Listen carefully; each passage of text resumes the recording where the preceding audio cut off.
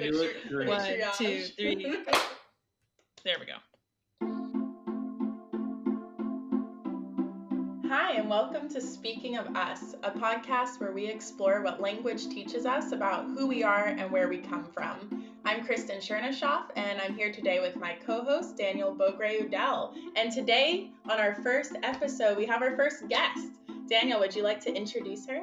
We're here with Luisa Daigneault, who we know as the program's director at Tongues, but whom you might know as Quia, a songwriter, a vocalist, and performer. And we're going to talk a little bit today about the work that Wikitongues and the Tongues Institute are doing together, as well as Ana Luisa's cultural and linguistic heritage. Hey, Ana Luisa, how are you today? Hey, I'm good. Thanks for having me. Thank you for coming. Why don't you introduce yourself and summarize Ana Luisa in a few sentences? I'm the program director of Tongues Institute for Endangered Languages. My background's in linguistic anthropology. I live in North Carolina in the US. I'm originally from Montreal in Canada. And my mother immigrated from Peru to Canada. And met my father, who's French Canadian. And so then they had me and my brother, and here we are, multilingual little hybrids running around the world.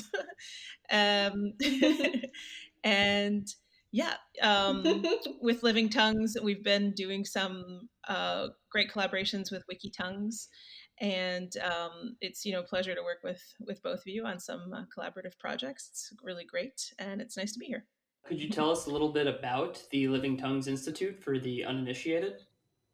Sure. We're a small nonprofit based in the U.S. Our founder is in Oregon, and several of our staffers are in Oregon too. I'm in North Carolina, and we also have people, a research team based in India.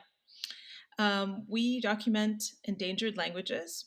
So we work on places that correspond with our language hotspots. So the most underdocumented languages in the most diverse areas that have very small speaker bases. So we're really going into places where there's very few resources for the endangered languages. So a lot of our big documentation projects right now are in the tribal regions of India, in Odisha state, Jharkhand, other places, and we have an ongoing project in Vanuatu as well. And we've worked a lot in Latin America and the Pacific Islands, Papua New Guinea, and so on. And so the work we do it's on the scientific side, so a lot of data collection, analysis, annotation, transcription. And we also release talking dictionaries. So those are community tools that are online and accessible either publicly for all or privately just for communities. And they're online repositories of words and phrases in many different languages. So we're always uploading and working on those, especially right now in the pandemic. We're working very heavily on those. So that pretty much sums us up. We work with a lot of speakers all over the place remotely as well. Talking about the pandemic and how things have shifted working. I've loved your new social media campaign or post with entries from the talking dictionaries. It's been really cool to watch and see. Thank you. Yes. Yeah, that's a great idea. It was fun. Thank you. We're trying to dive deep during this pandemic and come out with more, more content about, the heart and soul of what we're doing. And so, usually we're just so busy, just like you guys, running around doing conferences, workshops, field work, training speakers, doing all this stuff. And social media, it becomes, secondary or tertiary to what we're doing because we're always like, in the trenches somewhere trying to finish a dictionary or something. But now this is a time for us to connect more as a team, which is nice. Like we're doing more, the deep work and getting all on the same page, and also publishing more. We have so many videos and so many recordings and so much cool content in our dictionary. So trying to get it up there. It's been a good time to connect more with the community and your followers. And We've been doing the same thing. As you can tell, we're launching this podcast. So taking Yes. advantage of being at home. So what's your current role at Living Tongues right now, and what projects are you working on that you're excited about? Well, I'm excited in the redesign of the Talking Dictionary app. So we have a mobile version of it. It's mobile friendly, so it can work on any mobile device. So we've been working on that for about a year and a half now. Mm. And so yeah, new people are joining every week and starting new dictionaries. It's great. We're about to launch the map view next week, so that's exciting. And that's been taking up a lot of time. And then also I do every year I dedicate a few months to like hardcore archiving, which is for those of you archivists out there. I'm an untrained self-taught archivist, but I do end up doing a lot of it, and I really like it when we get to that phase. So that's, I get to fulfill my dreams of being a librarian. Yeah, so I'm like an introverted extrovert when it comes to a lot of this stuff. And yeah, we have right now we're applying for a lot of grants also on top of doing the redesign and getting ready for a big batch of archiving. And yeah, so grants are hopefully for the ongoing survival of our organization. We really have to double down and hopefully get some more grants here. We've been lucky to have grants from the National Science Foundation. So that's one of my roles as program director. I have to, help write a lot of grants and push those forward. The talking dictionaries we might call vocabulary elicitation, vocabulary documentation, fits into a larger arc, right, of how a language becomes reawakened, how a community brings their language back to life. And like what do you see as the arc of language revitalization? Well, it's really like a continuum, like an arc, like you're saying. So we end up working more, if you see the whole continuum from documentation to revitalization as like one long arc.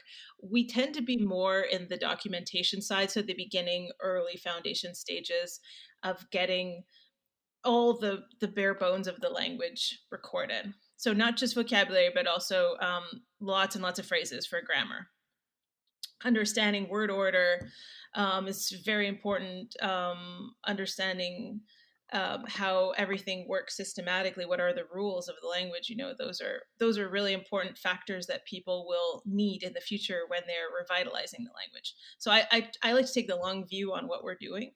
For a lot of projects that we work on, it's simply not feasible for people to revitalize their language right now. But I have no doubt that, a few years from now, whether it's 5, 10, 15, 20, there will be descendants who want to revitalize their languages. And they need accurate documentation, really good, comprehensive recordings, audio and video, a dictionary, a grammar, as much as they can get, as many texts as they can get, to revitalize their language. So whether there's actively a group working on it now or a few years from now, I know from my experience that people really, really need these materials. They become legacy materials later on. So over the past year, I've had a chance to meet many activists who are reviving their languages after the last speaker has died many years ago, and people are doing it.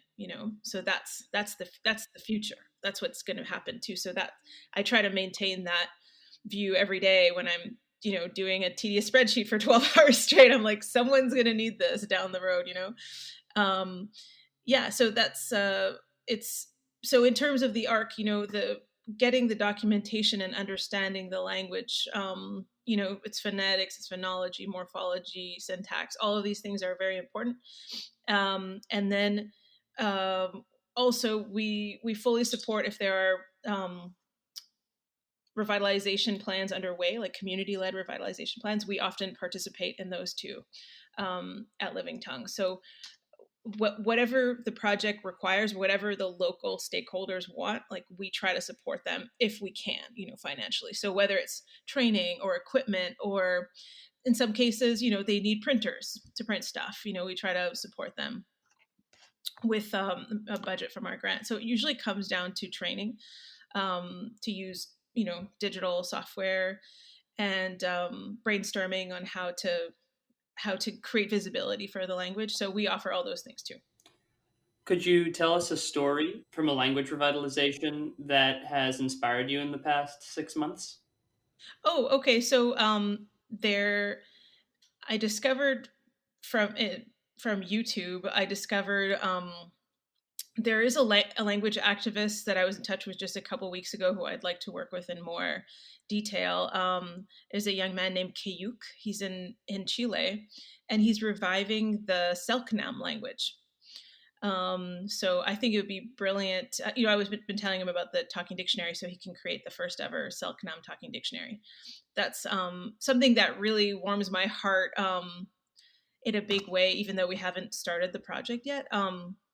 Yeah, in the literature, Selknam is considered like a totally extinct language because unfortunately the Selknam people of Tierra del Fuego, they were the victims of a horrible, brutal genocide that occurred at the hands of European settlers in the early 20th century. But some of them fled to different parts of South America, and their descendants still remain, such as Kayuk. So Kayuk has about 7 or 8 students, and then they're actively learning Selknam because he was able to learn the language from several elders who still spoke it.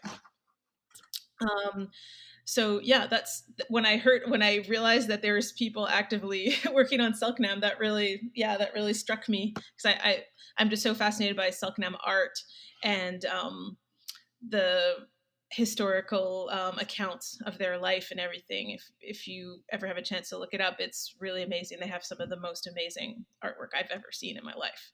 They have body art that's really, really, really stunning. And it's the body art is part of their initiation rituals and everything, which is a topic I'm really, really fascinated with too. Yeah, so that's a big one. I'm also working with a really fascinating speaker in Virginia on a Native American language. So we're just at the very, very early stages of documentation, but hopefully it will lead to a larger revitalization project. And also, I've been working here in North Carolina with another Indian tribe, the Haliwa-Saponi Indian tribe. They've been revitalizing from scratch the Tutlo-Saponi language. The last fluent speaker passed away decades ago too. So they've been working with legacy materials for many years now, and we've started a Tutlo-Saponi talking dictionary. Incredible. So that's been really exciting project to see it come to life. That's great. Congrats on that. That's Thank you. wonderful Yeah, to they're the hear. ones doing the hard work. We made the software easy enough so that with just a training of an hour or so that they can you know they can work on it on their own and upload words and phrases. And then if they ever run into any technical problems, then we can assist from afar. And I think that's a really important one of the big tenets we have at Living Tongues is authenticity and trying to really like elevate the Indigenous activists working with us, the language experts themselves, try to give them the tools that they need so that they can like successfully complete the projects and increase their skills in the process too. So we try to weave that into all of our projects so that they're not reliant on outsiders in the long term, but that they can spearhead their own projects with some help, with some facilitation help. And so if someone wants to get involved with the talking dictionaries and contribute to it, do they send you an email, or is there a place on your website that they can go to? Yeah, they can visit livingtongues.org and get the link to the Talking Dictionaries app. Or you could go straight to talkingdictionaries.app and register for an account, and then just get started, create your dictionary right away. Oh, nice. Okay. So something that I love about this is, and what I love about Living Tongues in general, is the emphasis on bottom-up approaches to language revitalization, because keeping your language alive is a task of the community. It's a generational task, and it can't be accomplished, uh, by outsiders. And I know that one of the most common questions that we get at Wikitongues, and a common question that you get at Living Tongues, is how do I save my language? How do I keep my language alive? And we've been working together on a set of tools, or really a set of frameworks, to help people get started thinking about that question. Could you tell us a little bit about it? Or could you tell our listeners a little bit about it? Yes, I'm excited that we're talking about this because we've been working on it in the background for many months now. It's called the Language Sustainability Toolkit, and it's on livingtongues.org. And I bet on wikitongues.org as well. Mhm. So this is a collaborative effort, actually an iterative effort. So we'll be putting out every so often an updated version of it. Right now it's in a PDF form, so it has a lot of advice for language activists getting started on their revitalization projects and where are they in this spectrum of this arc, where do they want to put their time and energy, and what do they want to invest in. So we give them a lot of options. We give them information about how languages get endangered, and over time how they become more and more endangered, and can go into extinction unless there's people who try to spearhead these projects. So I give them a lot of options, and it kind of leads people. I guess it's sort of in a choose your own adventure format right now. Not exactly, but it reminds me of that because it's like, if you like this, go to step 4. Um, Does. it Right. kind of what I like about it is that it allows people to think about their language, but also their own skill set, and do something that they like related to their language. So some people are much more on the technical side, and they want to really increase the presence and like web development and digital assets for their language. Maybe they want to work towards getting predictive text in their language.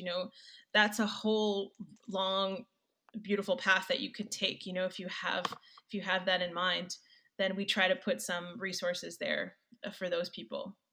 And then other people might just want to be organizing cultural events, um, and creating content, multimedia content. That's good. I mean, that brings together artistry, production, everything. So yeah, those folks too. I mean, that's a big part of language revitalization, is creating those digital tools and assets that make people want to connect with the language and everything. And then also for people who are passionate with literacy, or like children's education, like that's a really important part of revitalization too. Teaching for the youngest speakers, and also children who are a little older, and then adolescents, and working with all the different age groups. That's a strong skill set for people who are educators. I mean, we try to offer some pathway for that too. And I'm just becoming interested in that field because I have a 2-year-old daughter. So trying to actively make sure she learns Spanish and French is no easy feat. So I'm realizing, because we live in a monolingual society. So this it has to be done with a lot of care and love and tenderness, and putting together those immersive situations where the child can learn the language. It takes a lot of work, and those people need support. The people who are working on that type of content creation. Would you say that keeping a language alive is an iterative effort? I guess. I mean, I guess so. Like, yeah, adapting it as you're talking about, going from early, like a young speaker, to older, and like creating the sort of pathway that they go along as they become a full-fledged speaker. I was asking more broadly as a social Hmm. process. Yeah, I don't know. What do you think? Do you think it's an iterative process? I do. What do you think, Kristen? I do. I, that's one of my favorite parts of the language toolkit, is at the very beginning, before we get down to, the nitty gritty parts of language documentation and the steps that you can take. I really like in the first step that we included the find your team section, because a lot of people working on sustaining their language or revitalizing their language, it can be a very long process. There's a lot of different aspects that are coming in politically or historically or culturally that has a lot of influence. And if you're alone, it can feel like a very daunting task, I assume. And I like the beginning that the first thing that we included was the find your team, create your team, so that you create that sense of community and you have people to go along with, because it helps keep the energy and the momentum going. It reminds me when we were in Estonia about a year and a half ago doing a recording session with a lot of Voro speakers. And we met with this young girl. She's about 7 years old and she's been learning Voro, but she doesn't have kids her age to speak it with.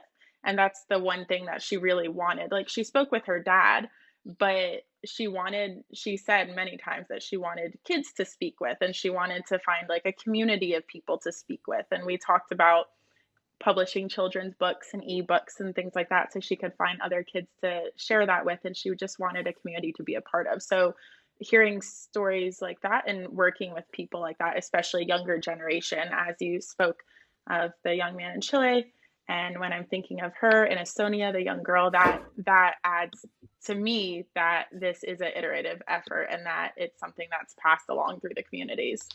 Oh, yeah, 100%. Yeah, I love the way you said that. Yeah, it's passed on.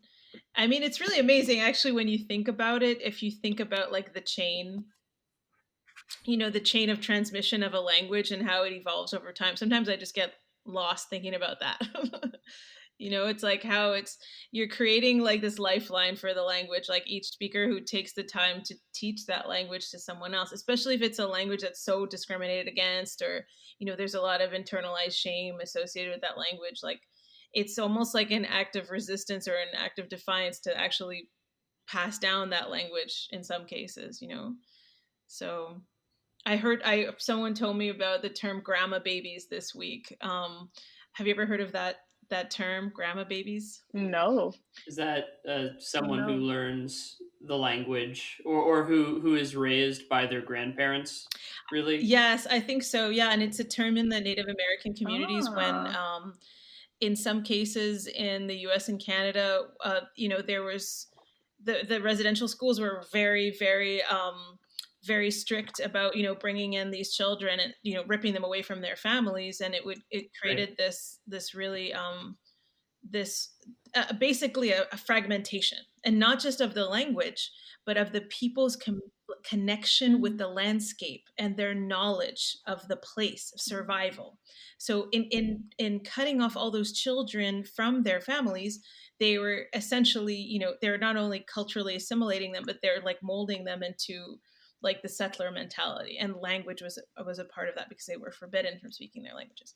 But some families figured it out, and they were able to hide the young children when it came time for the residential schools to take them away. And so if they were successful and able to hiding them, this happened in only a few cases, unfortunately, then those children would be raised as mother tongue speakers because they were listening to their grandparents. So that's why they call them grandma babies. Yeah. For those who don't know, until 1978, it was mandatory by federal law for Indigenous families to send their children to boarding schools where they were given English names and punished, often violently, for speaking their languages.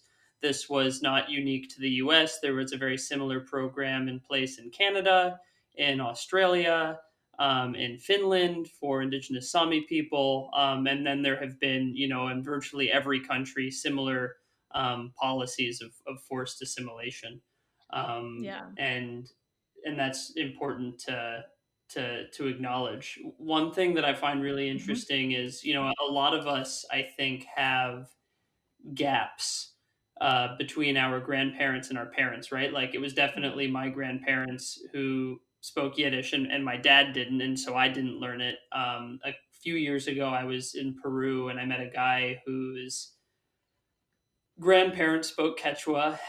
He didn't learn it, and he is very insistent on, because he and his at the time when I met him, he was on the verge of becoming a father, and he was insistent that his child was going to spend significant amount of time with grandma to learn Quechua, and so I wonder if there might be a return of grandma babies. And on that note, I think we're going to take a quick break, and when we come back, we're going to hear a little bit about Ana Luisa's linguistic and cultural heritage. We'll be right back. Welcome back to Speaking of Us. We're glad to have you here, and we are in a conversation with Ana Luisa Daigneault from the Living Tongues Institute. And so before the break, we were talking about learning a language and passing it on to future generations, to kids and grandkids, and how that has been interfered with over the years. But this would be a really good segue into your relationship with language, Ana Luisa. You mentioned earlier in the episode that you grew up in a multilingual environment, and I was wondering if you yourself grew up multilingual, and what has been your personal experience with language and your language journey over the years. Yes, this is it's a fascinating topic. Thank you for asking. I feel it's important to share, our personal stories when it comes to what languages we're exposed to. And I only really realize the value of it now, as a mom, and, I'm in my late 30s now. I realize that the linguistic upbringing and the heritage that I got a chance to be a part of is very unique, and I value it so much more now than I did back then. It didn't occur to me. I always was interested in languages, but I wasn't seeing it from the same point of view that I'm seeing it now. And that's something nice about getting older. On top of the gray hairs, you look back, you're like, oh, well, that was good. Well then. So so I grew up, my mother tongue is actually Spanish. My mother, when she immigrated from Peru to Canada, she spoke primarily Spanish, and she learned to become a fluent speaker of English and French only when I was, probably like 6 or 7. Then she was like fully fluent in the 2 other dominant languages of Quebec also. But it did take her some time. And so when my parents met in the late 1970s in Montreal, my mom didn't speak much English or French, and my father was like totally smitten by her. So he went and signed up for Spanish classes like the next day. And he learns quickly, so he like learned to speak like, basic Spanish really fast so he could talk to her and her family. So she had immigrated from Peru, and I think by the time they met, like all her sisters and her brother and her parents, my grandparents had already come. It took, a few years, but they all eventually settled in Canada too. And so when they met my father, and he was like, addressing them very respectfully in Spanish, they were like, oh yeah, okay, yeah, he's good. Yeah, he's good.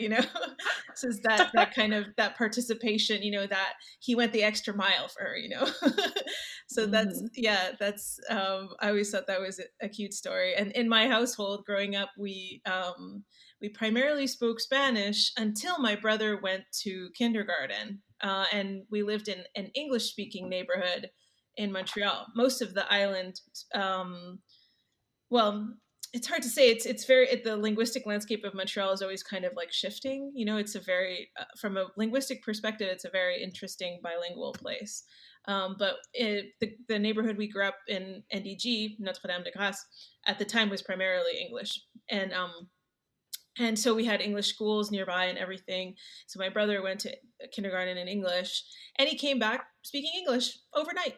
And I remember I have like a few memories of like, oh, now we're speaking English. Okay, cool. And we all just switched to English. And it was just this very fast process.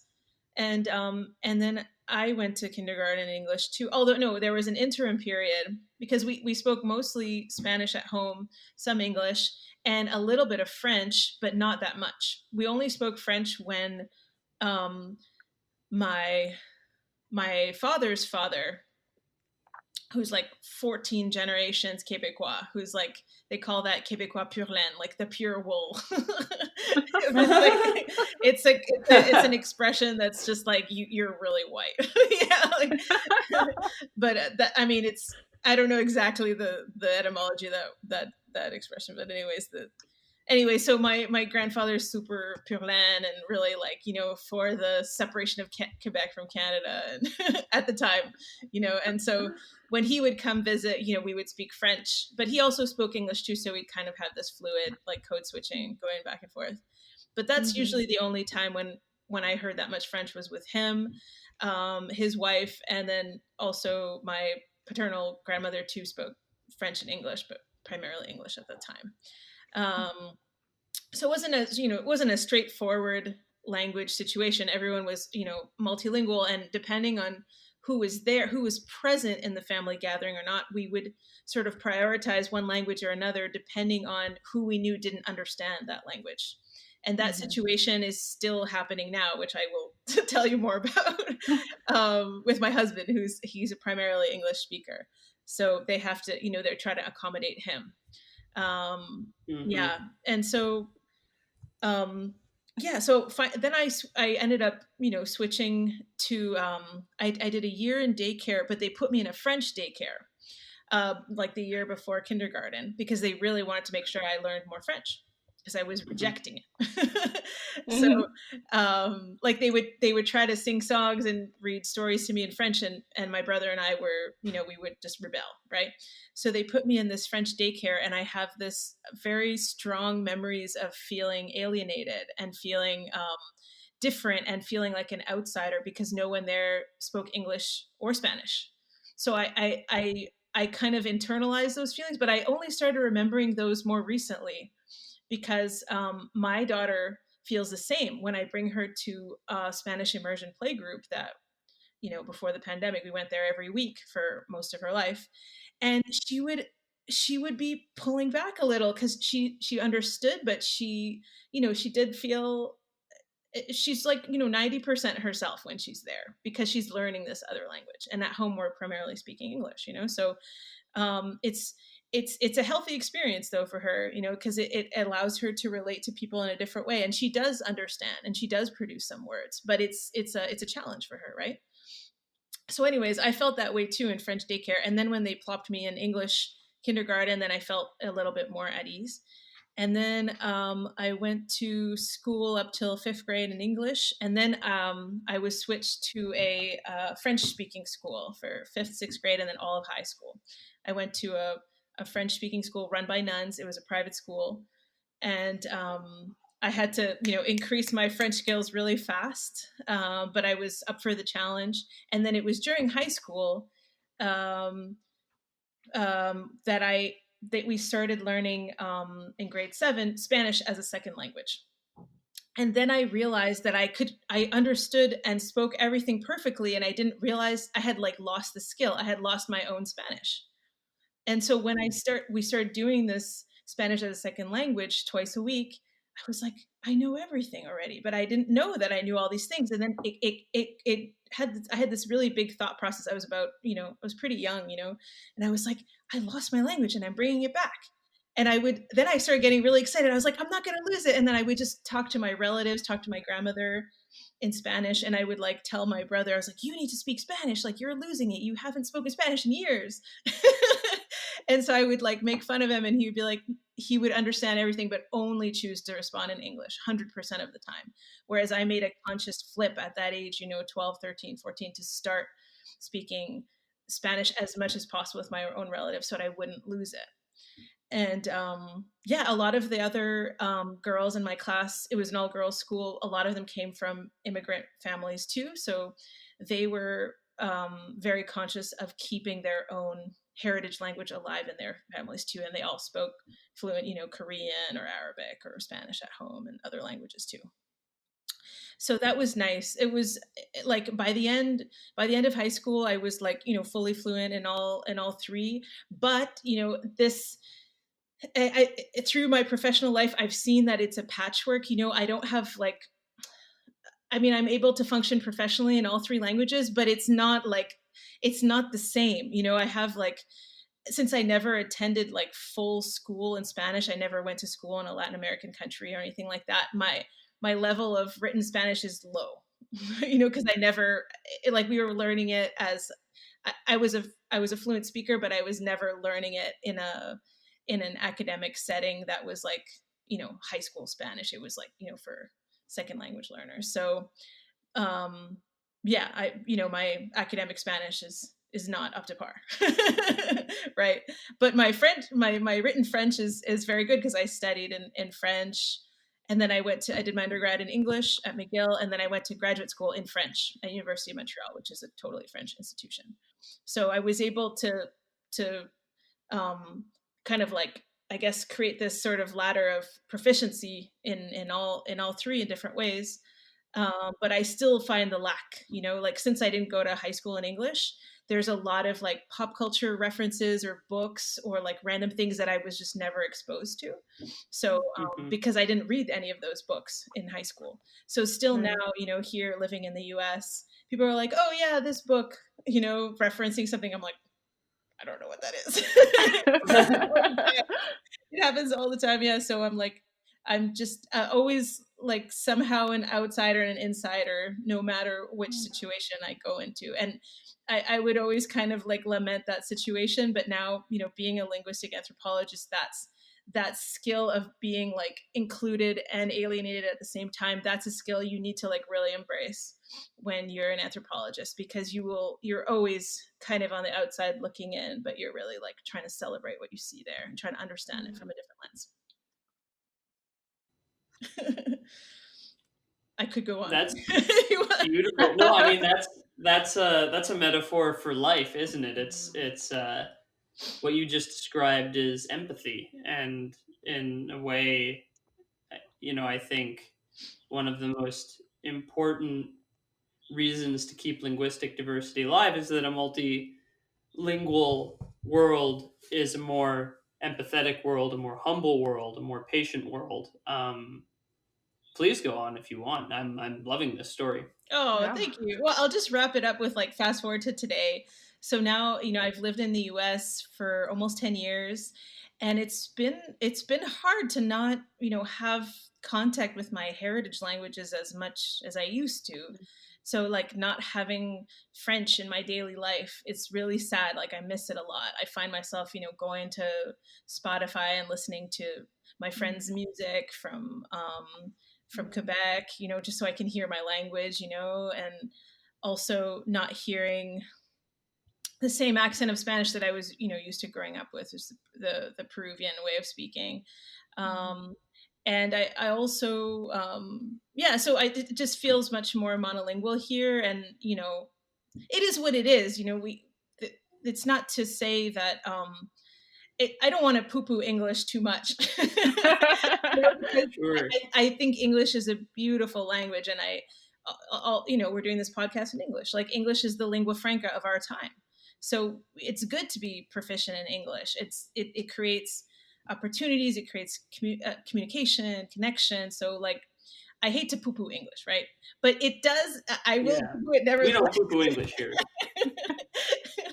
Well, Wikitongues loves all languages. Yes, exactly. Yeah, no, it's true. I really love all languages, and like the music I make, I write a lot of lyrics, and it's primarily in English. Although I do a little bit in French and Spanish too, and hoping to do some in Quechua in the future too.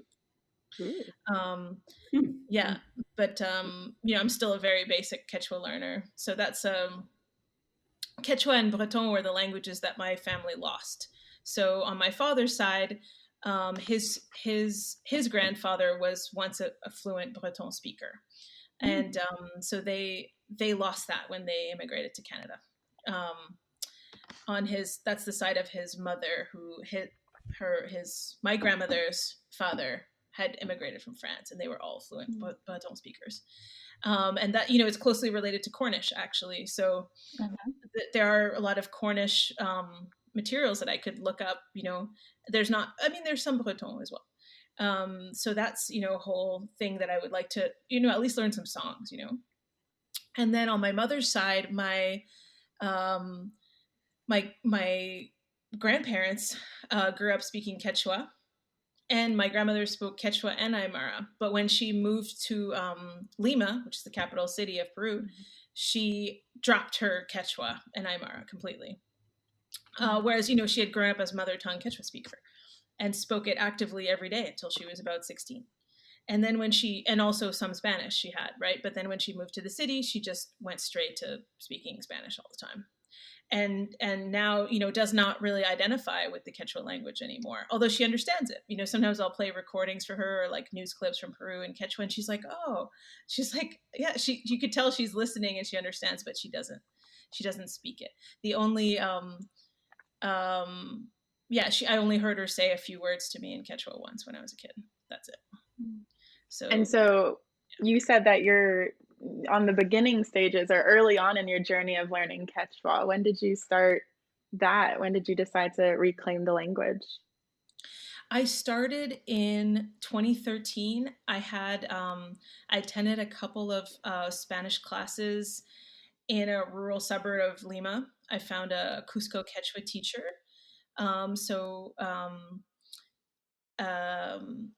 I believe his name was Amaru Tupac Yupanqui, which is a really amazing, beautiful name. And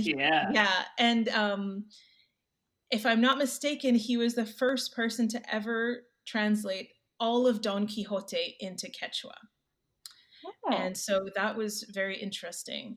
And so he was giving classes out of his home, and so I would go there. And I got some really great textbooks from there that were just locally available, like literally printed and like bound in like a local print shop. So I still have those.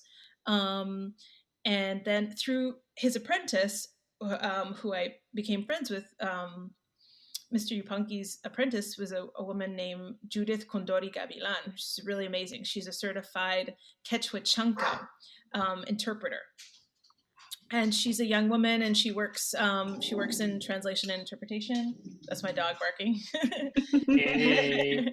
So through I kept in touch with her, and she created the first ever Quechua Chanca talking dictionary with us.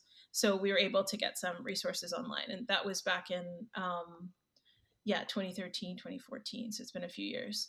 And then over time, I would try to like tune in. I didn't have any more active classes except for the time that I was there. But just in the last few days, I've been in touch with a wonderful Quechua teacher who does online Quechua classes. Her name is Dina Vera. And she's been, promoting herself. And I'm on all these Quechua diaspora Facebook groups. And she's like, I'm here. I'm teaching Quechua on Zoom. And so I'm like, sign me up. I want to do it. That's awesome. Yeah. So I'm going to be doing some more pandemic learning Quechua here. And on Memrise, there's a bunch of, we talk about Memrise in the, in one of the links on the Language Sustainability Toolkit. But Memrise is a really great, oh my gosh, I'm so sorry. I'm just getting all these pings.